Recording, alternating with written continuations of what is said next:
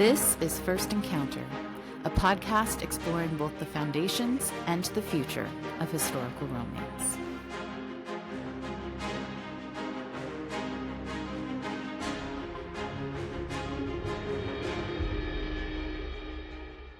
Hello, everyone, and welcome to First Encounter. I am Andie James, a historical romance enthusiast and author, and we are doing a special bonus episode today because I want to talk to you all about this special project I'm trying to do where I've been insanely thinking I want to start a publishing company called Besotted Books. So today is going to be all about discussing Besotted Books. What's it about? Why am I trying to do this? How can you help? All these things. And so I'm not just talking at you, and it's a little more fun to listen to.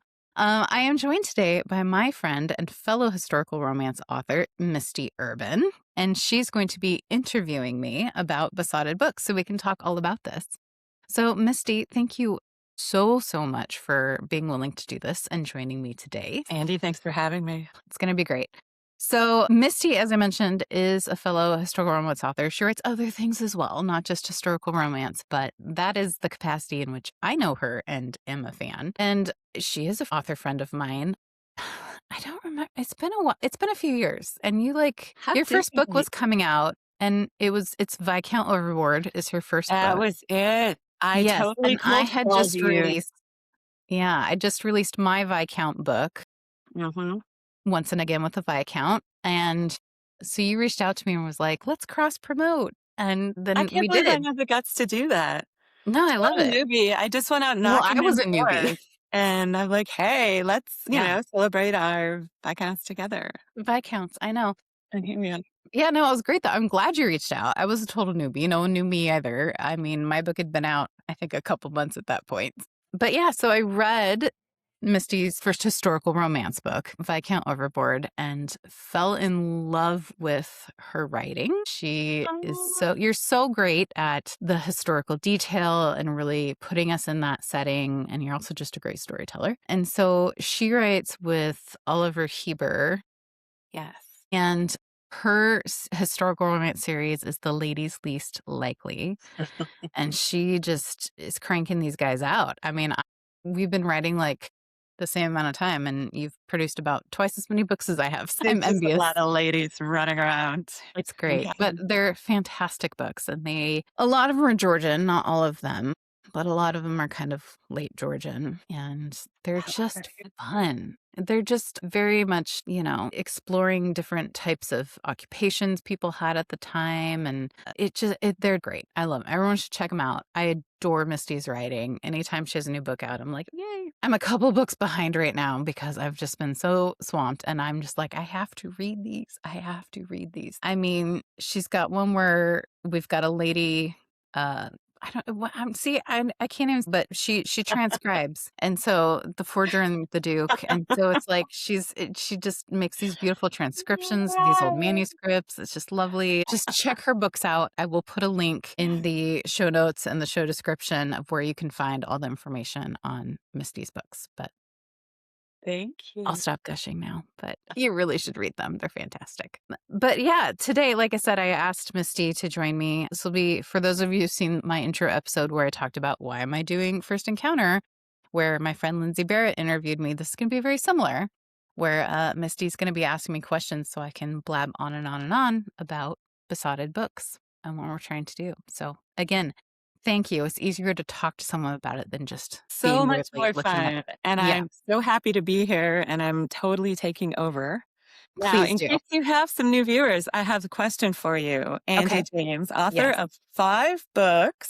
5 currently. The Reluctant Lords trilogy. Yes. 2 books in the Beaumont series. You have a book coming out in an autumn novella series, right? Yes, which Misty is also part of this. Yeah, we had to plug that. A match made in We got autumn. to, yes. And there'll be more on that later as we get close to the series coming out. Another bonus episode coming your way. That's right. Wait for it. Stay tuned. Yes. So for those who are just joining us, what brought you to historical romance? Good question, because I asked that of all my guests. But Rebecca. Yeah, I I have been a huge reader always and my entire life. And I always read a lot of stuff that was historically set. It wasn't necessarily historical romance, but I read a lot of historical fiction and really enjoyed it. Stories in kind of like the American West, and then stories in like completely other times and places and cultures. And I just always loved that. And here and there growing up, like as a teenager, like I would read the occasional romance that I'd pick up at like a secondhand bookstore or something. But it wasn't the thing that I ever like predominantly read until COVID. I feel like my story is very similar to a lot of other people's in that I just, when everything first happened, like there hit a point where I was like, we couldn't go anywhere. We were bored. I felt like I'd watched all the TV things I wanted to watch. And, as an adult, I didn't read as much as I had previously because I was tired at the end of the day, whatever, right? And I was like, no, no, no, it's time to get back into reading. And I mean, I had been having that goal for a few years and I was reading more anyways, but I couldn't handle anything heavy. There was just too much going on at the time in terms of COVID, things that were happening politically. Like it was just a lot. So I was like, I need to read some more romance. I need that guaranteed HEA. Yes. And I didn't necessarily, I started with contemporaries. Like I picked up, I think the first thing I intentionally picked up with that in mind was actually a Jasmine Guillory novel, which was great. She's wonderful. And one of the love interest in that was a US senator. And so again, I was like politics, but like I love politics at the same time. So that intrigued me. I don't know. Anyways, but then I just started like devouring. I mean, I was, we're at home. We had nothing to do. So as soon as, I was lucky enough to work from home. But as soon as the day was done, I just would read the whole time. And I'd read in the mornings before I had to get on my computer for work. And so I was, depending on the length of the book, I was kind of devouring sometimes a book a day, if not a book every 2 days. And I just started kind of nonstop and I dove into romance. And then at some point I was like, I used to love these historical romances when I'd read these occasionally. And I love historical. I think, again, it's hard to pinpoint, like, what did I start with? I don't know. But I had an Evie Dunmore that I'd gotten through like a book of the month. It was on Yeah. my bookshelf, and I read that. It was her first one, Bringing Down the Duke, and I read that, and I was like, That was her breakout. yeah, it was, and I was like, "This is fantastic, and I need to read more of this," and I was on Kindle Unlimited because I was reading so much at that point. I was like, "I can't keep buying books," and the library is always there. I'm always yay, libraries. Yay But for the libraries. I Keep am a going. mood reader, and if it's not available when I want it, then I don't read it through the library, and so, Yeah. anyway, so I was in Kindle Unlimited just to save myself money, and I was getting my subscription's worth, let me tell you that. Good. And so I read tons of authors writing historical romance that are prolific in Kindle Unlimited. So that was really where I started. And so that's part of, some people have heard me who've listened to previous episodes of the podcast know this, but that's part of the reason I started this podcast because I started reading Kindle Unlimited with more modern authors. And so there's a lot of books that are kind of like standard classic pieces of the historical romance genre, canon, whatever, that I just hadn't read because I didn't start with them. You didn't And grow up so, on them like yeah, I didn't grow some up of on the them in the kids. same way as some people. Yeah.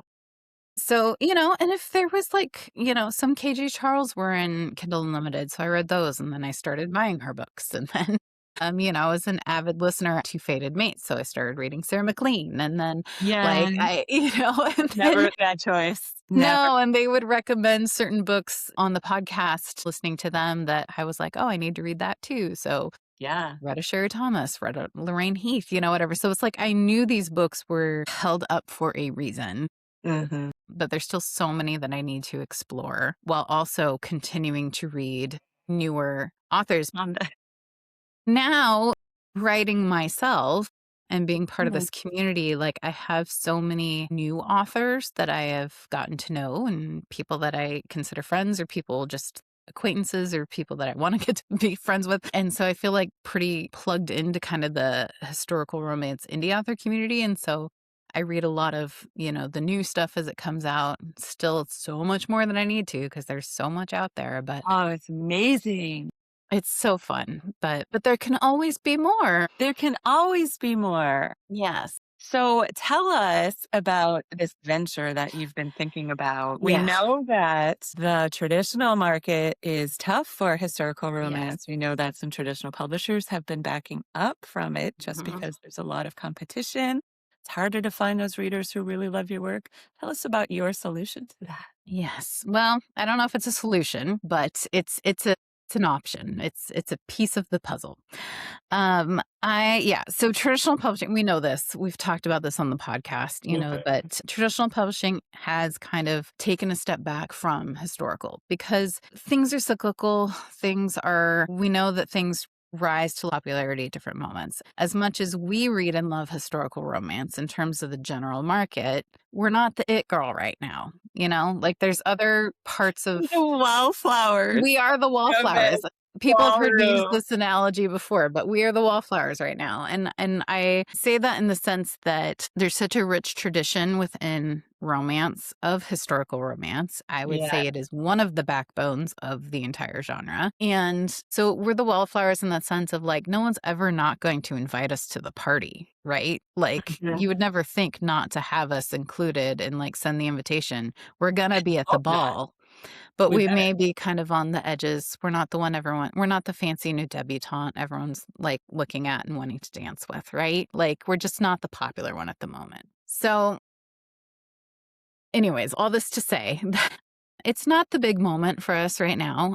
Other genres have kind of risen to prominence, but we're always there. Like we've seen, right now the big thing is romantasy. I think dark romance. Like there's some different Yeah. areas that are rising, but before that it was paranormal and before Mhm. that but we've Urban seen these waves and fantasy, there's trends. always right, right. So, but historical's always there, right? And I don't think it's ever going to go away. It may not be getting the same kind of love right now, but it's there. But traditional publishing, I think we're seeing with the rise of self publishing over the last decade and how that's influencing the market. I don't want to speak for them, but it seems like they're more hesitant to do anything that they don't know will be success. They're looking to the indie market for what's taking off there. They're buying some of those books. And if it's Mhm. not the thing that they know is going to be popular, they're kind of stepping back. And that's what we're seeing happening with historical romance. And so basically, that's just not, even with authors who are already with publishing houses, maybe they're not getting renewed contracts for historical. They might be, Yeah, there was a yeah, whole wave of that yeah. on And so, Instagram there. yeah, and it's very, very, I would say it would be very hard. It's not unheard of, but it would be hard for a new author to be able to get into this market right now within traditional publishing. So, more authors are looking, I would say the genre in general is kind of shifting more towards the self publishing indie realm. Yeah, I'd agree.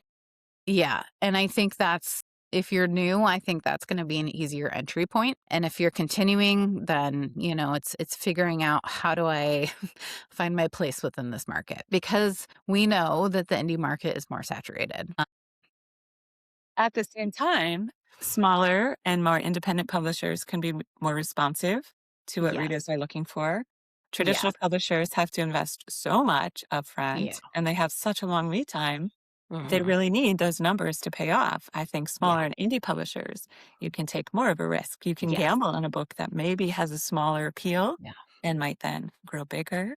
Yeah. Much So more there's flexibility. more flexibility, quicker adaptability, which is Mhm. exciting. But And community too between yes, publisher, for sure. editors, and writers. I For think that's what sure. I've really learned about Oliver Heber, as Yeah. opposed to, a big traditional house where you have Yeah. a stable of people working on your book and then your list of acknowledgments is this long.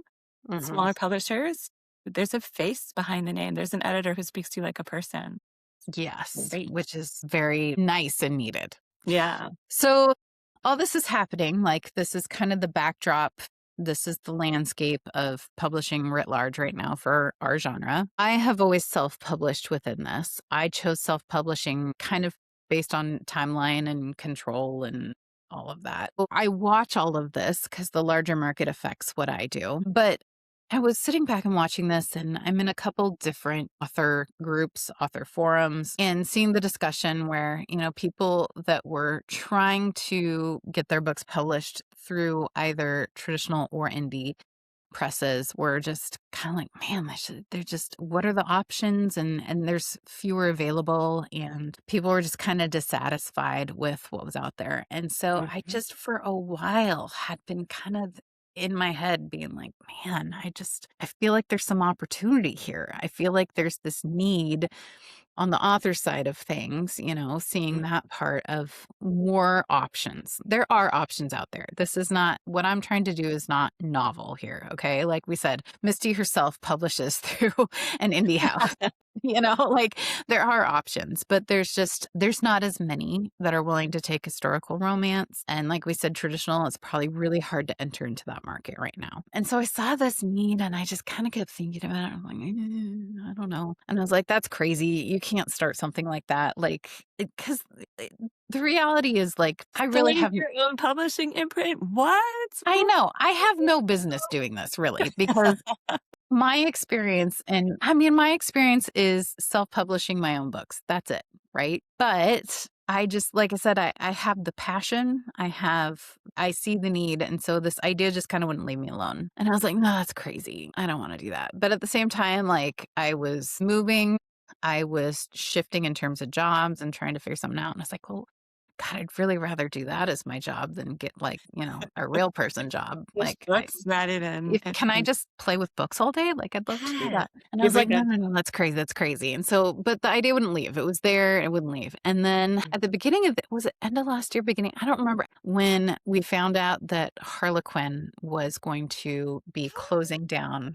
I know. I need my smelling salts. That Yeah, was a I blow. know. When that came out that they were closing down their historical line, I just was like, that A was a little part smelling. of me Yeah, crumbled because I now know. I will never have a historical romance published by Harlequin, and that was I always know. it was always possible out there. I know. And it's funny because I self-publish and I like self-publishing. There's a lot of drawbacks, but I do enjoy it. And my intention have been to continue.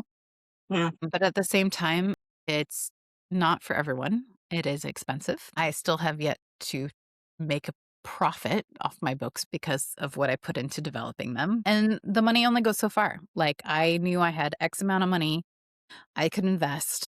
And I thinking down the road, of I have enough for my current series and then that's it. Like if I don't start making something off these, I can't continue in this vein. So I Mhm. had been looking into what are my options, looking at indie houses because I wasn't necessarily thinking I could go trad like um but looking at indie houses and stuff. And again, I was also finding that same issue that there weren't a lot of options. And there are, again, there are great houses out there. This is not me dissing anyone, but, um, and so it was just limited and trying to find, who would accept you and what you're writing. And so, yeah, Right. with Harlequin, it was just kind of like this. I never necessarily thought specifically about myself publishing with Harlequin, but like at the same time, they were such a stalwart within, kind of Yeah. they'd always been around. And it was like this just, I don't know.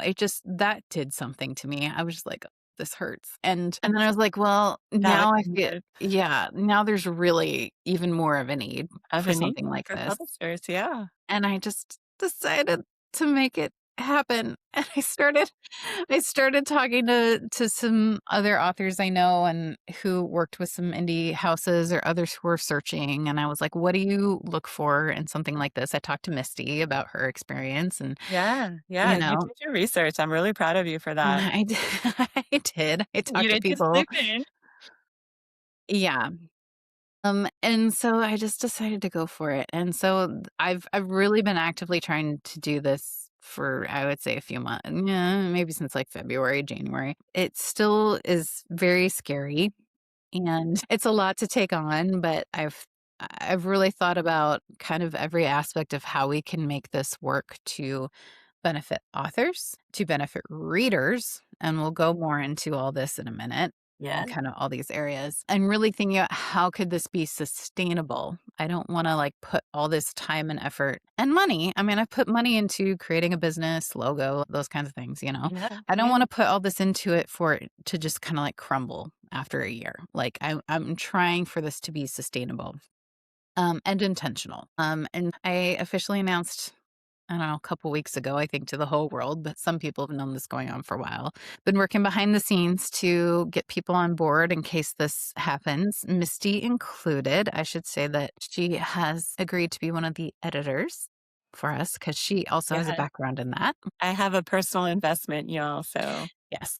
but also a fan. I'm here first as a fan. Here's a fan. I know. Tell us the name of this new venture, Yeah. this new publishing So venture. I've said it a couple times, but it is Besotted Books. How did That you was, pick that? yeah, that was a little bit crowdsourced. But I was trying to figure out, I guess that's the other thing I should say too, is that I knew if I was going to do this, this is exclusively for historical romance. I'm not Okay. publishing anything other than historical romance because that's what What? I'm passionate about. That's what I know. And that's where there's a need in the market. And I also think if you're starting small, you need to be focused. So I knew I was wanting to focus just on historical romance. So I wanted a name that felt historical, that reflected that, but I didn't want it to feel too restricted to like a certain time period or era either.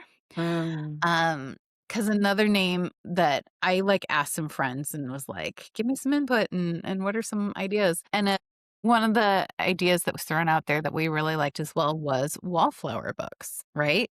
mhm, But there's kind of Wallflower feels a little like Regency Victorian, and I yes. want to kind of be able to write from all eras and not just those. But Besotted Books ended up being kind of the name we landed on because besotted sounds kind of like an old-fashioned word, and, you know, it's all about that the thing that we love when you feel besotted with someone, right? It's Exactly. the It's that love, it's feeling, the, like, I need to be with you, and the yearning and the, you know. yearning, the Yeah. The infatuation, infatuation, that's feeling what we it want. is. We want to Yes. be besotted with a book, and we want to Mhm. see our leads being besotted with one another. Yes. And I Perfect. was hesitant to use it because Misty mentioned my current book series that I'm writing is The Beaumonts, and because they're the Beaumonts with the B, my titles for these books in the series have been one word with a B. So the first book is Bequeathed. The second book that came out in January is Beguiled.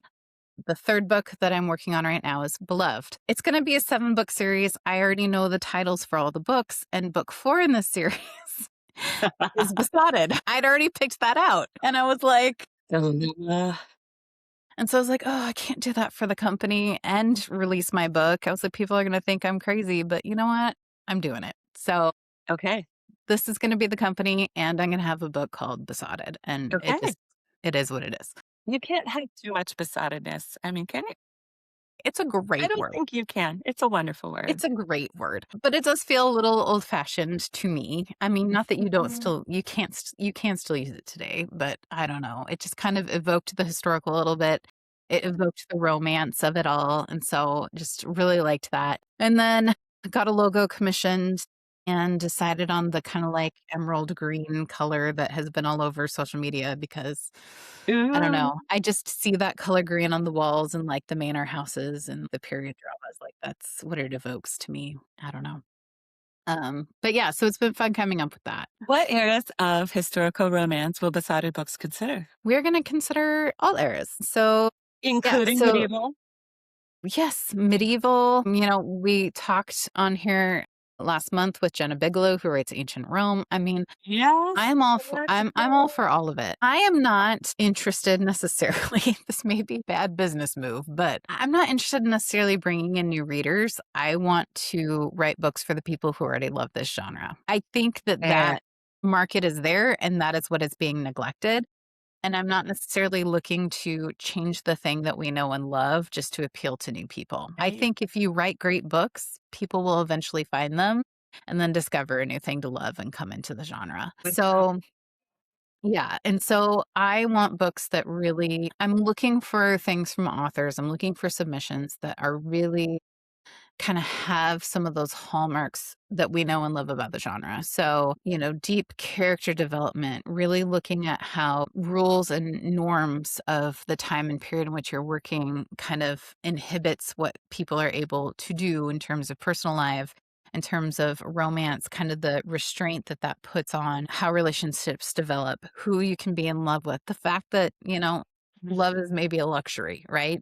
Mhm. You know, Yeah. like because, oftentimes marriage was a economic proposition or a social proposition or Right? these things, right? And so kind of all these things that we know and love about historical romance that makes it different. Like I want all those things. But at the same time, I also want us to push the boundaries of the genre. So that means looking at all different kind of times, periods, and settings, right? So I love Regency and Victorian. Like those are kind of the core right now and have been. I write Regency, right? Okay, I love these things. We will publish these because again, they're the heart, they're never going to go away Other people love them too? and everyone loves them. But I'm not going to be exclusive to that just because that's, popular.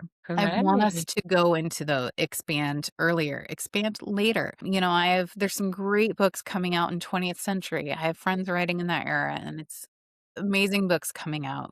Like I said, Jenna Bigelow's writing ancient Rome, and I love them. Let's see more medieval. Let's see more Viking. I mean, Harlequin was one of the only people publishing Viking, and now they're going away. Like, Yeah. I'll take them.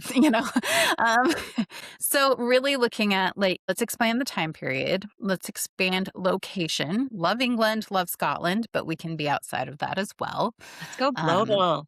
Let's yeah, have romance worldwide. let's explore all the places and all the times. And as part of that, let's also tell all the stories. So Yay.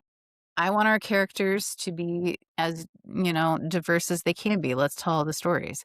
There's nothing wrong with writing about the aristocracy. There's a reason we love that because of the power Mhm. dynamics. And again, the we love class. Let's talk about people from all the classes, right? Mhm. Because of the conflict that it creates. Let's talk about all backgrounds in terms of race and ethnicity, social class. I want all the different kinds of stories. I want all the different kinds of love as well, right? Yeah, This is not just MF, right? We want to explore everything. Love is love. great to So hear. Yes, we I need more think love. yeah. So I'm like, let's tell all the stories. Let's expand what we can do as a genre in terms of where, when, and whose stories we're telling. But let's keep the core of what makes historical romance the thing we know and love. Mhm. So that's kind of what I'm looking for. That's what I'm trying to do. That is amazing. I want to support this venture. What's the timeline? What can I do to help get this Yeah. started? So I think I'm intentionally structuring this to start small, but small does not mean cheap. Unfortunately, no. Yeah, unfortunately not. So, like I said, I really want to create quality books. I am not looking to rush things out there just so we can like fill the market. And so, in terms of capacity that I'm going to have, in terms of kind of leading this company, organizing this, doing all the different pieces, I'll also be the one doing the developmental editing for projects. Again, am I the right person to do this? I don't know, but I have been Absolutely. offering I've been offering beta reading for different people and they've all seemed happy with all my recommendations on story and structure and character and I've had people come back to me so that means obviously I somewhat have an idea of what I'm doing.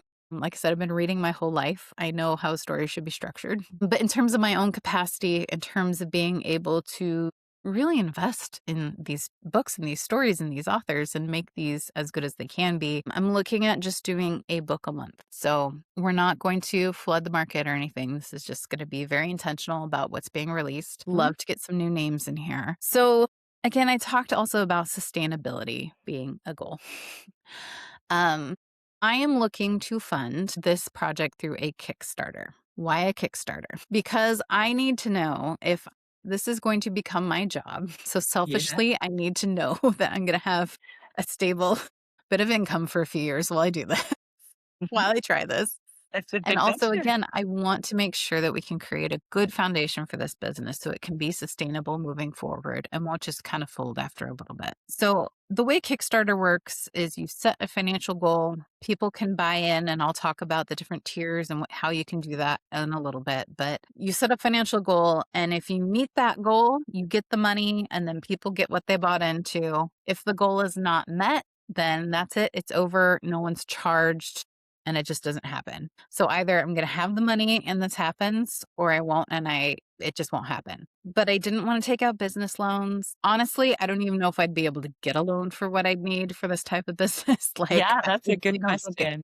I'd be able to, but even if I could, like, I'd be so worried about always making enough to pay that back, and I was like, I can't handle that stress. Either I have the money to do this and I'm going to do it, or I don't. Sounds fair. I've invested a lot of time and effort into this and some of my own money, so I'm really hoping it does happen. Yeah, But I would think too. yeah, and so what I'm looking for is the money to just start up for the company, right? Doing all the work to get everything ready for our first books to release, business licenses, buying all your software, all the things you need, right? And Right. then so I need startup costs, which will basically cover the second half of 2026. So some money for myself. Again, I'll be my own employee. So some salary for me, startup costs.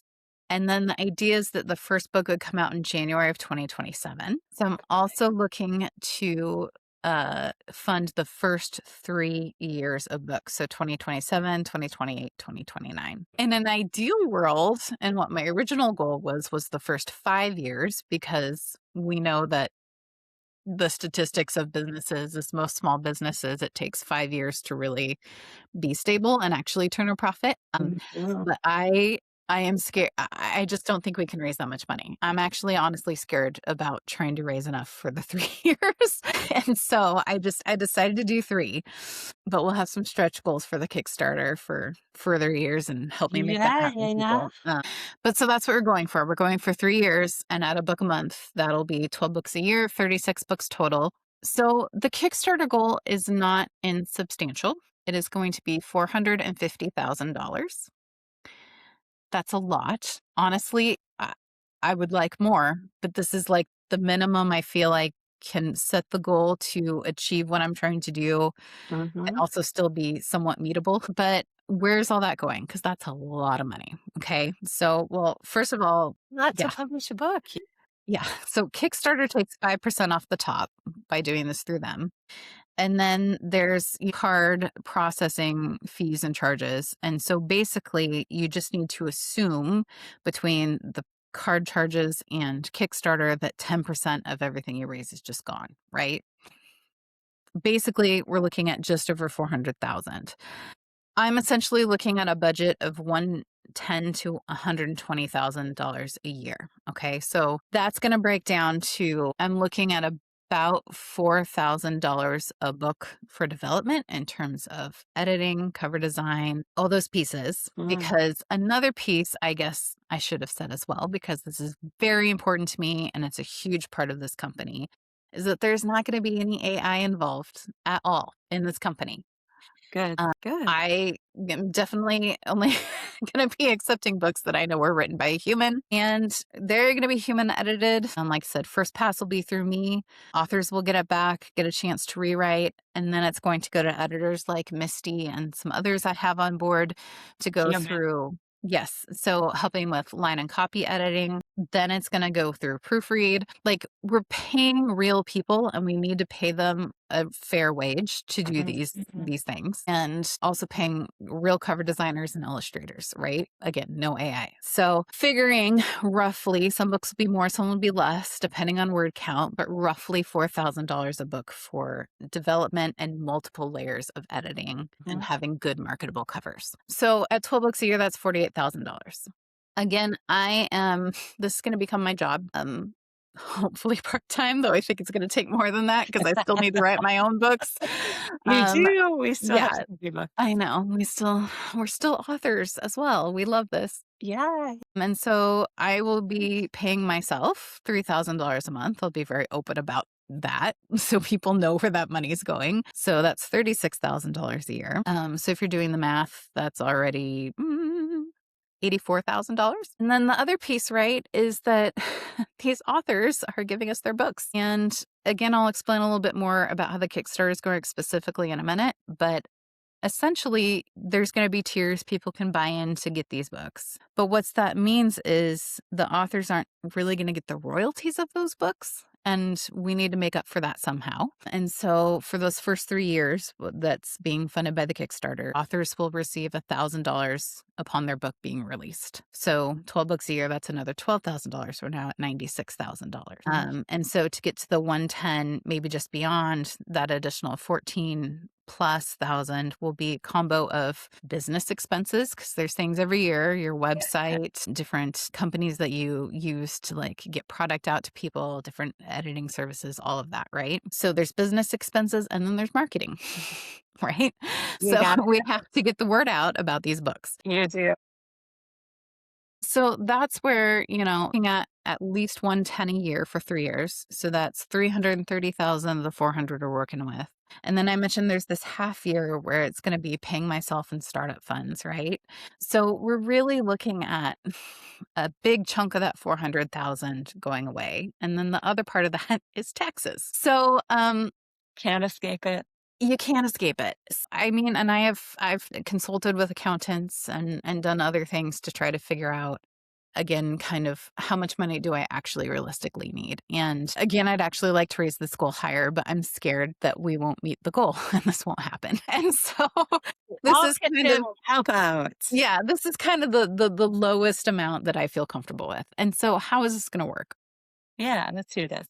So the Kickstarter will go live in early June. I don't want to say an exact date yet. I will let you guys know on the website and all of that once we know for sure. But the way Kickstarter works is that they have to like first verify that you're a real human, real business, and then they have to like approve your plan and all of that. So I'm still going through that process. So basically, I don't know an exact launch date yet, but I will let you know as soon as I do. But it will be early June. And so it'll go up for about 4 weeks that we'll be running it, trying to raise this $450,000. And I mean, some people are familiar with Kickstarter right now because we have some lovely authors and people in the historical romance community who've been doing their own Kickstarters recently for these special edition books of some of the kind of titans of titles and women who've been writing the genre. And I love this. And I've been watching these campaigns very closely. So the JQ editions just, wrapped up, and they raised. If you didn't plug that, I was going to. Yeah. So that one's over now. So sorry if you missed that one. But they raised just over $600,000, which was fantastic. Good. Currently going is the Historical Trailblazers campaign.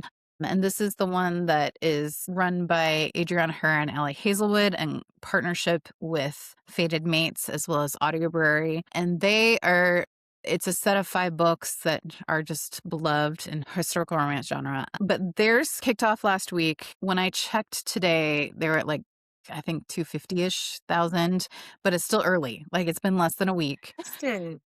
So I know that there's the enthusiasm out there. I know the money can be raised. Where ours is different though, and how this is going to work is our tiers are much less. There have been people who've been like, "Oh, these special editions cost a lot of money. I can't afford it. I can't participate." This is going to be a chance for you to get books that are put out by Besotted Books, but we're only going to be sharing the ebook. It doesn't mean we're not going to be producing paperbacks. Like you'll have opportunity, but what you'll get through the Kickstarter is the ebook. Why are we going just digital? Because 1, it's cheaper for you, and 2, I don't want to mess with shipping. I'll be very upfront about that. Messing with shipping is like a whole other thing. So who knows? We're not going to have a physical product. This is going to be ebooks, digital product that you will be receiving. So it's like you're buying a subscription for 3 years worth of books, a book a month. Yeah. So it's kind of like Book a Month Club. It's kind of like Harlequin did with like a subscription model. Yes. And so we're going to have 4 different tiers. I had fun coming up with this. We have Viscountess, Countess, Marchioness, and Duchess. Yes. So the Viscountess level is kind of the base level. And that is the first 6 months. So the first 6 books that we will produce, January through June 2027. And that one, we will be retailing these books. Like once they go up for sale, generally they will be $5.99 for an ebook. So 6 books would be $36, but you can get them for $30, right? Wow! So I love it. I know. That's such a deal. It's such a good deal. So it's really equivalent to like $60 a year, but you're paying for the half year. And then the second tier, Countess, is you're buying the first year of books. So 12 books, and that'll be $55. So $55 for the year. So further discount. A year's worth of books for $55. Yes. That's a And good then deal. 2 years is the next tier, our Marchioness tier. So you're supporting the first 2 years of books. So 24 books, and that is going to be $100. So $50 a year. And then the final tier, Duchess, is if you want all first 3 years of books. So Which everyone's going 36, to. I know, 36 books, all 3 years. And that's going to be $135. So that's equivalent to $45 a year. So again, we're trying to keep this affordable for you. And it's going to be the digital. Again, if you love a book and you want it in paperback, that'll be available through retail. But I can't be messing with that. I'm a one-person operation here. So yeah, so it's going to be all digital. That also makes it much easier for our international friends because I know that Yeah. we have a lot of people listening to this podcast, reading these books from the UK, from Australia, from all over the place. We love it. We want to have you. So this will make it easy as well. So the Kickstarter is really going to be the best deal available. We're also going to offer subscriptions kind of down the road as well for people who weren't part of the Kickstarter, but this is always going to be the best deal you're ever going to get on these. Like you can still get a discount if you buy the bundle subscription down the road, but it's not going to be the same. So, and why should you support the Kickstarter and buy in now versus just waiting to see what comes out and buying them then? Because we're not going to be able to put books out for you to get then if this does not happen, if we don't reach our financial goal. So if you, Oh, yes. yeah. So really, if you love this genre and want to support it, this is a good thing to back. If you want to see new authors have a chance to be able to get into the genre and keep it going, you want to support this. So really funding the Kickstarter is the best way to go. Now, so our support is a vote for historical romance. It's a vote for diverse historical romance. Yes. It's a vote for broadening the scope of what independent publishing can do. And it's a vote for love. It is. So we can support now. I'm thinking $135, probably what I spend on books and coffee every month. So I'm just buying myself, 3 years of books. 3 years of books. And coffee. Yeah. And then when the books come out, I can buy more copies for all of my friends.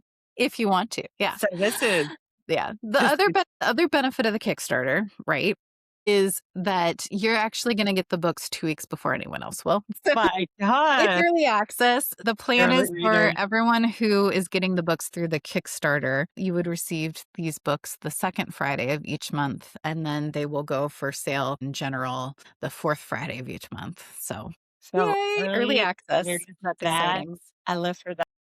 Yeah. Now, I fully understand there's a risk here because what I'm asking you to do is buy books that you have no idea what they are. That's the fun of it. So it's a blind date with a book. I do this all the time. Blind date with a book. I love that. Date with a book, $5. You put down your $5. You get the brown paper wrapped books. This is something that my local writing center does. Yes. And they'll put a little teaser on the front, like, a little bit of lemon in your scone and maybe a cat. I'm like, I must have this book. I've never, ever been disappointed. So you're basically getting blind dates with anywhere between 6 to 36 6 books. to 36 books. Yeah. Now, I understand that not everyone has the money to be able to do this at once or up front. Like, I fully understand, support that. That's why we have the different tiers. You can support at different levels, right? Yeah. So anywhere from $30 to $135. So we're hoping that's affordable. If, however, you're like, I think this is great, but I don't have $30, there's totally other ways you can support us. You will be able to just donate without getting a book back. I mean, I want you to be able to get a book back, but you can just donate. That's one great thing about Kickstarter. They allow that flexibility. They have that flexibility. There's also, maybe you do have $135, but you're like, I don't know, like what, 36 books is a lot. Like, what if I don't like them? You can do the 1 year tier. You can do the Countess tier where you're getting 1 year's of books to try it out, but then you can donate that extra amount to us as well, right? So there's different ways you can do this. And if you cannot financially support this, like if that is just not in the cards, I understand that. I get it. Spread the word. I can. Yeah. So any way that you can spread the word is so appreciated because this is the part where I'm scared and I will 100% I'm very transparent and honest about all of this. Feel like, like I said, I'm watching these other Kickstarters and they're raising this amount of money that we are going to need, but because their product is priced higher, they need fewer people to contribute in order to reach that amount of money. I need more backers to reach 400. So let's just average the price of these 4 tiers is about $80.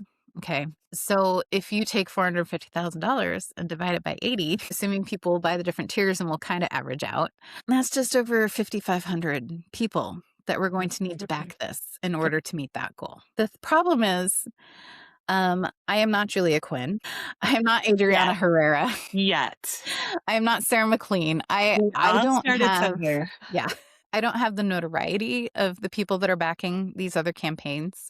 I do not have the personal pull, in terms of like my mailing list and my social media. I'm at like, I reach probably just over 1,000 people between the two, right? And so I need about 5 times as many people to back this thing that I personally kind of have the reach. And so this is why I need help with sharing about this. Absolutely. So yeah. So a lot of people I've been overwhelmed with the enthusiasm that people have shown since I announced this a couple weeks ago. I shared it on Instagram. That's kind of my primary platform, I guess.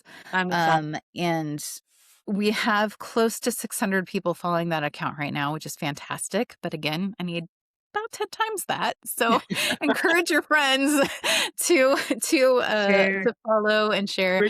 So if you share that to stories, if you repost. I also just shared a media kit that you can link to through the website for Besotted Books, through the Instagram, where there's some of the kind of branding logo you can use. There's images you can use, and there's text. So you can create your own post and share, like talk to people share yourself. Say, why are you excited about this? Why do you want this project to happen? Why do you love historical romance? If you're an author and you have a newsletter, if you could talk about it in your newsletter and let people know. If you run or are in like a Facebook reading group, can you please share there as well? And I am happy to, if anyone wants to have me do a post for something like that, come talk about it, like just shoulder tap me. You can message me through Instagram or you can email me through my website. I'm happy to do so. But basically help spread the word about this because we need, like I said, between 5,000 and 6,000 backers to make this happen. And we can do it. We need the reach. If anyone's on TikTok, I don't know how to do TikTok, but if anyone's on TikTok and has people following them there and wants to talk about this, So tell us how Besotted Books is a great deal for authors. Well, I think it's a great deal the way I've set it up, but I don't know. So as I mentioned, I in no way want to pretend that this is going to be able to do what traditional publishing can. It cannot. Okay. This is going to be a small indie house. It's not going to have the connections to the kind of outlets that partner with traditional publishing to, talk about new books that are coming out. Like NPR is not going to be talking about these books. I'm sorry. It's not going to happen. I'd love that. That's my dream. Say never. I mean, maybe not never, but not right away. Right? NPR. Yeah. So the way I see this operating, and this is just me coming from my experience and understanding of self-publishing, is it's really going to be like, it's going to operate very much like self-publishing, except we're going to do it for you. That's the world. Yeah. So essentially, you can focus on writing the book. You give it to us if, as an author, you submit, and I will open for submissions soon with the understanding that I cannot offer you any kind of official anything until we have the funding. But I'm happy to start receiving. Yeah, I'm happy to start receiving your manuscripts and start reading and finding books. That's going to be so much fun. It's going to be so much fun. Yeah. But yeah, so you submit. I will then go through a round of development edits, get it back to you. You have time, about 6 weeks to rewrite. Then it will go to one of our line and copy editors like Misty. They'll go through it, fine tune things. You'll get it back, have a chance to rewrite once again, goes to the proofreader. And from there we can take it. Right. Meantime, we're commissioning cover design, which you'll be consulted on as an author. Okay, you will be consulted. I mean, I'm not going to just want you to have a cover you hate, right? So all that's happening.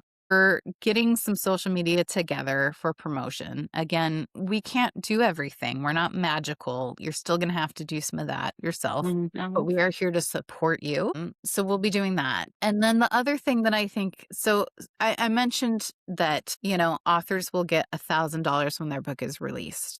Okay. That's to kind of make up for some of the money that the Kickstarter group is, because the Kickstarter group's buying in.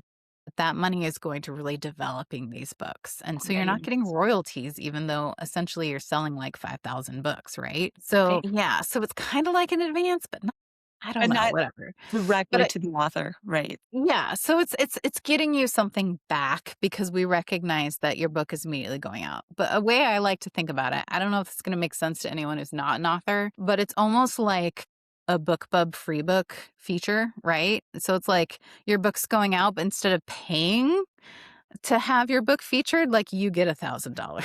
So, You and get then you get all that paid exposure. publish your book. You get Yeah. paid to publish your book, which is like winning a contest. And you have a team of up to 1,000 ARC readers who are Yeah. going to leave you reviews. So basically, your book's That's right. immediately going to go into the hands of 5,000 to 6,000 people who love the genre, and you get Waiting. $1,000.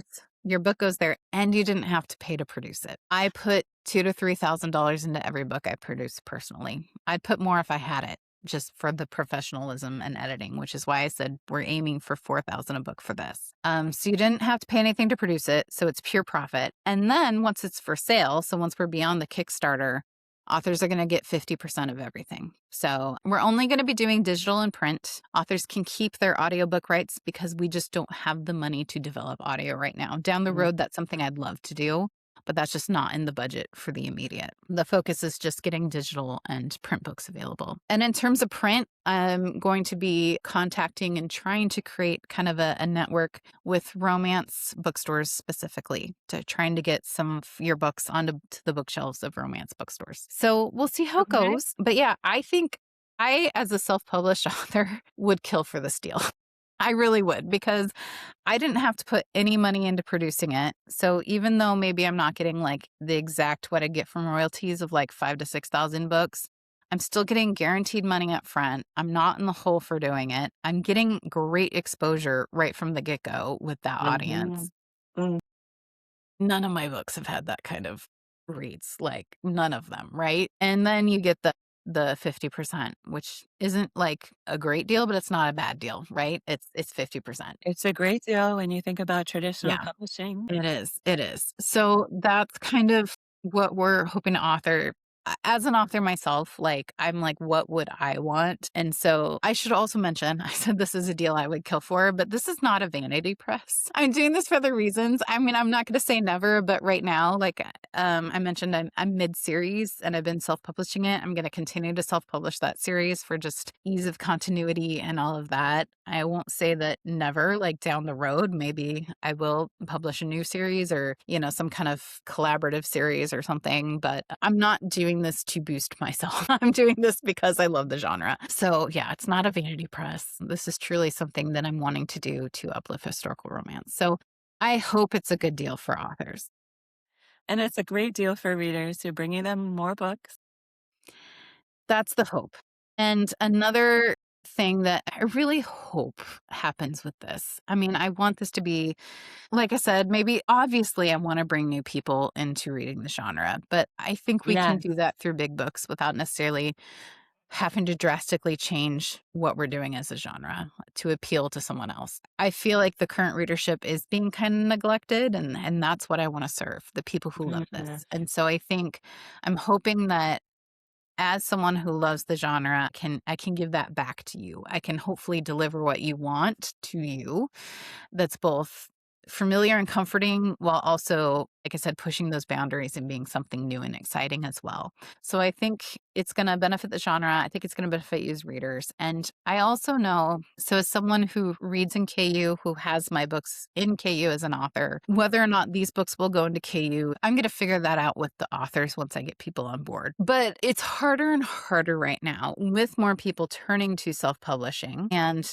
with the rise of AI, right? It's harder to find books right now. Disability is a problem, and we know that. Like, Mhm. on the author side, it's like, how do I get my books in front of readers and get them known? And as Mhm. a reader, it's like, well, I want to support indie, but how do I try this? How do I even discover who this new author is, and how do I try them? Do I trust that they're a real author and not AI? But I think just kind of Yes. wading through in terms of discoverability, my hope is that readers will recognize our name, Besotted Books. And when they see our logo on the spine of a book, or they know to come look at our Instagram or our webpage to see what's out there, that they'll trust, they will know these are books that I'm probably, hopefully, gonna like, and because of the way that they were created, the intention with what they're created, the goals that the publishing house has, and also that, again, they were written by a person. This isn't something that someone, just cobbled together using ChatGPT or whatever. So I just hope that we will become something that you can trust and a place readers can go to find those things, and then authors can be found by the readers. I got So you. It yeah, sounds I I love hope that. so. Yeah. It's all good things if we can make this happen. So that's Mhm. what I'm hopeful for. So over the next few weeks, I mean, I know I just shared a lot about how the Kickstarter is going to work, but over the next few weeks, I'll be posting more about those on the Instagram. So be sure to follow our Instagram. I'll put it on the screen right here that you can see, but it's at besotted.books. I'll also be updating information on the website, which right now is just connected to my personal website. So it's andiejamesauthor.com/besottedbooks. And again, I'm going to put that up right there so you can see it. And I'll link all this in our show notes. But just follow along. We'll be putting out all the info. I should know very soon exactly when the Kickstarter will launch, and we'll get a preview page up so you can follow along there too. But right now, just be spreading the word so we can get enough backers to actually make this happen. Because I Make know a this lot of you are really happen. excited. So you are going to be the acquisitions editor. Tell Yeah. us the top 5 things you'll be looking for in a besotted book. The top 5 things I'm looking for. What's gonna make my submission stand out? What's going to make it a good question? I don't have hard and fast rules. Like I said, I want it to feel like the thing we know and love. And so I've got some general guidelines about kind of what that means. But there's no hard and fast rules. Like, to me, kind of a classic historical romance is a third person dual point of view. But that doesn't mean that if I read a fantastic book that's single point of view or is first person, like, it's not a no. Like, if you think your book is great, submit it to me anyways. I just want it to have that feel of the genre that we love.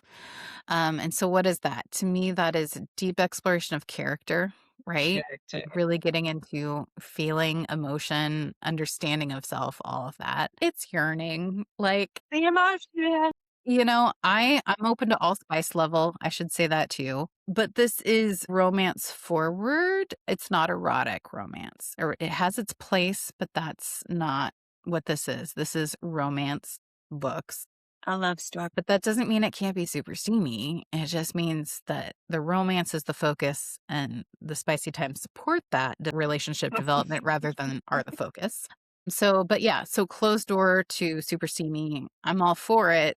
But the thing I want is for that to feel authentic to who these characters are, a natural part of the story and progression. Even if it happens on page one, it still needs to fit. I've seen a lot of complaints lately that people feel like sex scenes are a little generic and just playing to what they think the audience wants, but doesn't necessarily fit the characters. So I want it to feel very authentic to who these people are. And I want it to reflect the time and place. Like, I am all for modern sensibilities. I write modern sensibilities into my books too. And I think historical romance is it's in a unique position to reflect back to us the things that are happening in our own society that maybe we don't see because it's part of our day to day life. But when you take that same behavior and set it in a different context, you can see it more clearly. I'm all for that. Let's do that. Let's comment on modern times. But the characters should still feel like they live in the time in which the story is taking place. A rich and grounded setting. Yes. Thank you. You're saying that better than I can. Let's have a high adventure. Let's also have very quiet, cozy, where the stakes really only matter to the person involved, but it's everything to them, right? So it's It's Yes. low stakes, but it's high stakes, A right? gripping love story, deep emotion, characters we can relate Yeah. to in a Like, rich that's and really round all I want at the end of the day, and right? a happy ending. It makes us And well, happy. obviously a happy ending. We Yeah. can be hanging on by our fingernails for these No. characters Yeah. through the Yeah. book, but at the Yeah. end, it's all Yeah. happy. It has to be a happy ending because this is romance. That's why we're here. We need Yeah. that. And I did have a question the other day about, is it standalones or series? I'm open to both. I want both. Send me what you got. And also, right now, basically looking at full-length stories. There can be some opportunities for novellas or anthologies down the road, but right now, looking for full-length stories. Anywhere between kind of maybe 60 to 100K is kind of what I'm looking at. Good place to start. Yeah. And starting small so that we can give these books and these authors the attention they deserve. Yeah. Not necessarily looking for the fast market. And one last thing that I just need to say because I haven't said it yet. We talked about this a while ago, but one of the other benefits of supporting the Kickstarter is that your money is going directly to the company and then to these authors through that. So you're supporting us. And so I'm all for, if you're like, I don't know what kind of books you're putting out. I don't know if I want to put my money towards it yet. And you want to wait until they're out. Like, that's fine. But more of your money is going to do more good through supporting us directly right now than versus buying it later. And part of your money goes to Amazon or Barnes and Noble or whatever. Like, That's true. I'm all for it. They're going to be for sale there. And if that's what you want to do, that's what you want to do. But I know a lot of people are looking for ways to more directly support, and this is a way that you can do that. Support the publisher directly. Yes. Fabulous. So keep an eye out for that Kickstarter. Decide, what level of a purist we are. I don't know. I'd love to be a duchess myself. I know. I mean, I want to be, who doesn't want to be a Duchess? So thank you everyone for your interest and your enthusiasm. And like I said, I need your help to spread the word. So if this is something you believe in, support us in any way you can. Obviously, financially through the Kickstarter is great, but any way that you can help us spread the word and boost info about what's going on and what we're doing, that's greatly appreciated. Okay, it's the speed round questions. Okay. Your gateway historical romance, the one that made you fall in love. Oh, gosh. You have to pick one. It's got to be one. Oh, I think just because it opened the door, I will say that Evie Dunmore Bringing Down the Duke. That's just a good one. I mean, there's it's it's so hard to pick a book. There's so many I love, but that was kind of the one that made me start reading more and more historicals. Best book boyfriend of all time. The one you would be stranded on a desert island with. Oh, God, that's so hard. There's so many. The first one that came to mind that this is well documented because I've shared it a lot online, but I have a very soft spot in my heart for West Ravenel from Lisa Kleypas. There's always the debate about like who's your Kleypas hero. Mine is very much West Ravenel. There's so many others. Oh, like I just thinking through recent books. I have so many friends now that are authors. One is in Lauren Hayworth's The Lover's Eye. We love Giles. He's wonderful. He's great. Yeah, there's so many so many good boyfriends. I mean, I'm not gonna lie, I love some of my own heroes I've written. So what you gonna do? It's hard to choose. Yeah. It would be hard to do that ranking. What are you reading right now? What am I reading right now? Well, this little preview for all of you for June, but well, I guess the next episode of this podcast, this has already been announced, but I'm talking with Seth, who is known online as Drama King Books, about Private Arrangements by Sherry Thomas. And I just finished that yesterday. Very, very good. And then in preparation for our June author interview, you're hearing it here first, I'm going to be talking with Harper St. George, which I'm very excited about.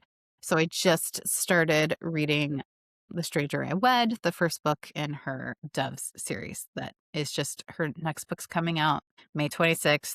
It's the final book in the series. Very excited about it. I'm looking forward to that one too. So thanks so much for letting me take over. Thank you for being willing to do this and joining us and being excited with me about Besotted Books. No, wait, I am besotted already. Yes, me too. Thank you so much, Misty, for joining me. And thank you, everyone, for listening in and for your support as I try to make this happen because we all love historical romance. We do. All right. We really do. Thank you, everyone. Bye bye.